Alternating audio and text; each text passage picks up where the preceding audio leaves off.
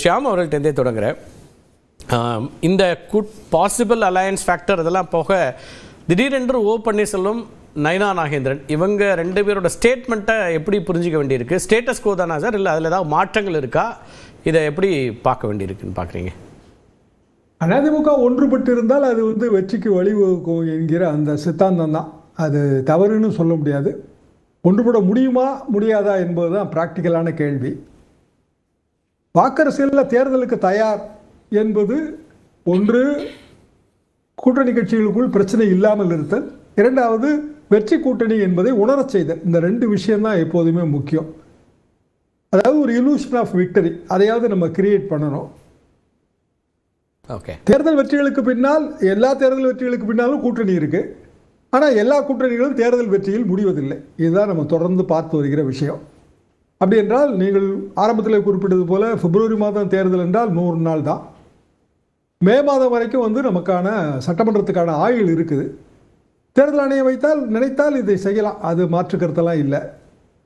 இது எடப்பாடி பழனிசாமி அவர்களுக்கும் ஏதாவது ஒரு வகையில் சூசகமாக வெளிப்பட்டிருக்கும். அதனால தான் ஒரு திடீரென்ற அறிவிப்போடு ஒரு பொதுக்குழு செயற்குழு அதிமுகவில் கூட்டப்படுகிறது. அது வழக்கமான ஆண்டு பொதுக்குழு இல்லையா சார்? அதாவது மேண்டேட்ரி தான் என்றாலும் தேர்தல் நேரத்தில் அது ரொம்ப முக்கியத்துவம் பெறுது. மேண்டேட்ரி தான், நீங்கள் சொல்கிறது சரிதான். வழக்கமான 6 மாதத்துக்கு ஒரு முறை செயற்குழு, பொதுக்குழு. ஆனால் ஏற்பாடுகளை பார்த்தால் அப்படி தெரியவில்லை. ஏதாவது ஒரு வகையில் அவருக்கு ஒரு சூசகம் வெளிப்பட்டிருக்கும் என்றால் அவர் முற்றுப்புள்ளி வைக்க வேண்டிய இடத்துல இருக்கிறார். வெறுமனே வினாக்குறிகளை போட்டே நம்ம தேர்தல் அரசியலில் நடத்த முடியாது. அதிமுக ஒன்றுபடுமா ஒன்றுபடாதா, பிரிந்தவர்கள் இணைவதற்கு வாய்ப்பு இருக்கிறதா, இதற்கெல்லாம் ஒரு டெஃபினட்டான விடை தேட வேண்டிய கட்டாயத்தில் இருக்கிறார். இல்லை, அது ஒரு முற்றுப்புள்ளி வைக்கப்பட்ட சப்ஜெக்ட் இல்லையா? அது எடப்பாடி பழனிசாமியை பொறுத்தவரையில் முற்றுப்புள்ளி வைக்கப்பட்ட சப்ஜெக்ட் தான். ஆனால் பிஜேபியை பொறுத்த வரைக்கும் 2 குரல் எப்போதுமே தெரிகிறது. திரு அண்ணாமலை அவர்களின் குரல் வேறவாக தெரிகிறது. திரு நயனார் நாகேந்திரன் அவர்கள் குரல் வேறவாக தெரிகிறது. அமித்ஷாவின் விருப்பம் அது அவருக்கு தான் தெரியும். இன்றைய காலையில் கூட தினமலர் பத்திரிகையில் ஒரு செய்தி, அமித்ஷா இன்னமும் டிவிக்கு ஆப்ஷன் வச்சிருக்கிறாரு. அவரை இந்த முறை பனையூர் நட்சத்திர விடுதியில் தங்க வைக்க ஏற்பாடு நடந்து கொண்டிருக்கிறது. அதாவது நீங்கள் கூட்டணி வைக்கணும்னா அந்த தலைவரோட ஏரியாவில் இருக்கிற நட்சத்திர விடுதியில் தங்க வைக்கணுங்கிற மாதிரியான ஒரு தொனி இருக்கு. அமித்ஷாவை சில மாதங்களுக்கு முன்னாடி சந்தித்தவர் நீங்க சொல்லக்கூடியவரை சந்திச்சதால செய்தி வருதுங்க. ஆனால் ப்ராக்டிக்கலாக தொகுதி பங்கீடு தானே ஒரு கூட்டணியோட அடிப்படை. எதுவாக இருந்தாலும் 234 தொகுதி. அப்போ ஒரு மேஜர் பார்ட்னர் 150லேருந்து 160 தொகுதியில் நிற்கணும். 70 தொகுதிக்கு மேலே பிரித்து கொடுப்பதற்கு வழி இல்லை. அதான் ப்ராக்டிக்கல் யதார்த்தம், அதுதான். ஆனால் இந்த முறை நீங்கள் ஆரம்பத்தில் குறிப்பிட்ட மாதிரி ஒரு ட்விஸ்ட்டு, ஆட்சியில் பங்கு என்கிற அந்த ட்விஸ்ட்டு. இப்போ அதுக்கும் சேர்த்து பொதுக்குழுவில் விடை தெரியலாமா? அவங்க அதுக்கு சேர்த்து பொதுக்குழு விடை தெரிஞ்சிரும் தான் நான் நினைக்கிறேன். என்ன காரணம்னா இனியும் அப்படியான ஒரு சந்தேகத்தையோ இல்லைன்னா ஐயத்தையோ வாக்காளர்கள் மத்தியில் விதைக்கிறதும் அதிமுகவின் எதிர்காலத்துக்கு நல்லதில்லை. ஆக 2 அல்லது 3 விஷயங்களில் அதிமுக பொதுக்குழு முடிவெடுக்கும். ஒன்று, பிரிந்தவர்களை சேர்த்துக் கொள்வது. இப்போ உதாரணமாக செங்கோட்டையன் நீக்கம் பொதுக்குழுவில் அதுக்கு அப்ரூவல் வேண்டும். ஓபிஎஸ் நீக்கம் ஏற்கனவே பொதுக்குழு அப்ரூவல் கொடுத்த விஷயம்தான். அப்படின்னா அப்ரூவலை அது மீண்டும் மறுபரிசீலனை செய்யணும். இப்படி இயல்பான சில சங்கடங்கள் திரு எடப்பாடி பழனிசாமி அவர்களுக்கு இருக்கிறது. அப்புறம் கூட்டணி அமைத்தல், யார் யாருக்கு என்ன தொகுதி பங்கீடு, அதுக்கு ஒரு குழு அமைக்கணும். குறைந்தபட்சம் தொகுதி பங்கீடு பேச்சுவார்த்தை நடத்தக்கூடிய ஆரம்ப கட்ட குழு வேணும். கடைசி இறுதி முடிவு எடப்பாடி பழனிசாமி கையில தான் இருக்கு. பொதுச் செயலாளர் தான் இறுதி முடிவு எடுக்க முடியும்.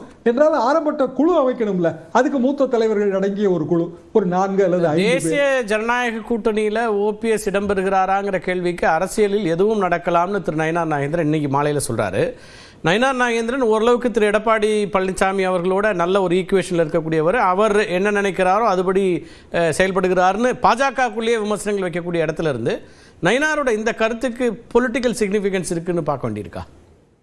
அரசியலில் எது வேண்டுமானாலும் நடக்கலாம், அதில் மாற்று கருத்து இல்லை. ஆனால் அந்த எது வேண்டுமானாலும் என்பது அதிமுகவில் ஓபிஎஸ் இணைவதா, என்டிஏவில் ஓபிஎஸ் இணைவதாங்கிறதான கேள்வி. ஓகே, அப்போ என்டிஏவில் அவர் சேர்த்துக்கொள்ளப்பட போகிறார் அப்படின்னா எடப்பாடி பழனிசாமி எனக்கு ஆட்சேபனை இல்லைன்னு கூட அவர் தெரிவித்திருக்கலாம். ஆனால் என்டிஏன்னா அவர் என்ன சின்னத்தில் நிற்க போகிறார் தானே. அப்போ பழைய மாதிரி பலாப்பழம் சின்னம் அந்த மாதிரி அல்லது சுயேட்சை சின்னம் அதுக்குள்ள அவர் போக வேண்டியது வரும். ஆனால் அண்ணாமலை விடுக்கிற சமிக்கைகளை பாருங்க, அவர் டிடியோடு தென்படுகிறார். அதாவது ஒரு திருமணம் தான், எதிர்முதிர்மானவர்கள் திருமணத்தில் சந்திப்பது தான்.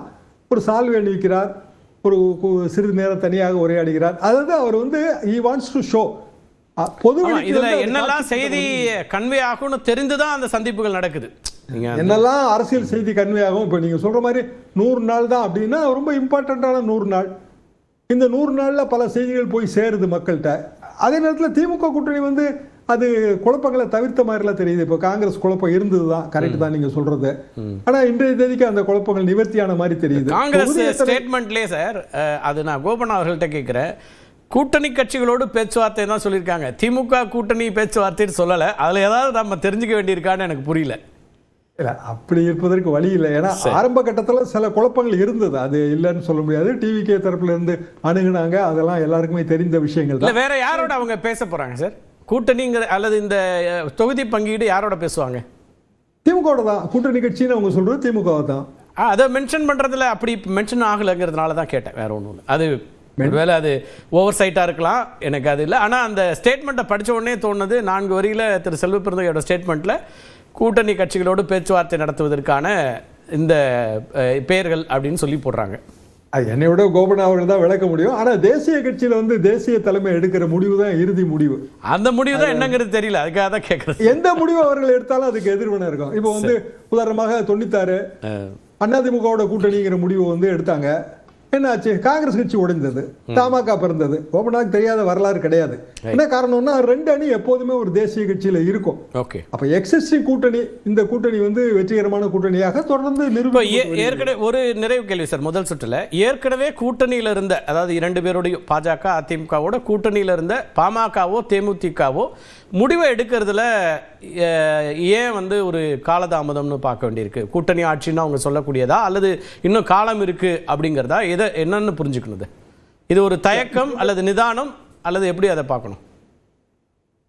காலம் இருக்கிறது என்று இதுவரைக்கும் நினைத்திருக்கலாம். ஆனால் இப்போது காலம் நெருங்கி விட்டதுங்கிறது தெளிவாகவே தெரியுது. அப்போ பிப்ரவரி மாதம் தேர்தல் வாக்குப்பதிவு என்பது வந்து உறுதிப்படுத்தப்பட்டால் பாமகவும் விரைந்து முடிவெடுக்கணும். அங்க இருக்கிற பிரச்சனை என்னன்னா, டாக்டர் ஐயா தலைமையிலையும் அன்புமணி அவர்கள் தலைமையிலும் இருக்கிற 2 அணிகள் தான். ஆனா அன்புமணி அவர்கள் தலைமையில் இருக்கிற கட்சிக்கு தான் அங்கீகாரம் இருக்கு, சின்னம் இருக்கு. பாஜக எப்போ விரும்புற இந்த ஒருங்கிணைந்த அப்படிங்கிறது தானே, அதுக்கு வாய்ப்பு இல்லையா? ஒருங்கிணைந்த அதிமுக, ஒருங்கிணைந்த பாமக, அப்படி பாஜக முயற்சி பண்ணாதா? முயற்சி பண்ணுங்க, ஆனா அதுக்கு வாய்ப்பு இல்லை. 2 அணிகளையும் வேணா ஒரே என்டிஏக்குள்ள கொண்டு வரலாம். இப்போ உதாரணமா 2001 வந்து தாய் காங்கிரஸும் தமாகவும் ஒரே அணியில இருந்தது இல்ல, அதுக்கான வாய்ப்பு இருக்கு. அப்போ தொகுதி பங்கீடு தான் இதுல பிரச்சனையாக மாறும். திமுக தொகுதி பங்கீடுங்கிறது கொடுப்பது அல்லது பெற்றுக்கொள்வது அல்லது இதயத்தில் இடம், இந்த 3க்குள்ள முடிஞ்சு போயிருங்க. ஆமா, அங்க கூட்டணி ஆட்சிங்கிறதுக்கு கூட முற்றுப்புள்ளி வச்சுட்டாங்க. கூட்டணி ஆட்சிக்கு அவங்க நிச்சயமா முற்றுப்புள்ளி வச்சுட்டாங்க. சொல்லிட்டாங்க. கண்டிப்பா அதிமுகவும் முற்றுப்புள்ளி வைக்க தான் செய்யும். திமுக 10ஆம் தேதி அது தெரியும்ன்றீங்க. பொதுக்குழு தீர்மானங்கள் அது ஒன்றாக வெளிப்படையாக தெரிஞ்சிடும். பொதுக்குழு தீர்மானத்தில் ஒன்றாக வரும், வெளிப்படையாக தெரியும். ஏற்கனவே தம்பிதுரை பேசியிருக்காரு, ஆனாலும் பொதுக்குழுங்கிறது தான் முற்றுப்புள்ளிங்கிறீங்க கமாவுக்கு பதிலா. கண்டிப்பா கமாவுக்கு பதிலா அது முற்றுப்புள்ளி. சரி, முதல் கட்ட கருத்தை எடுத்துக்கிறேன். குபேந்திரன் எப்படி பாக்குறீங்க?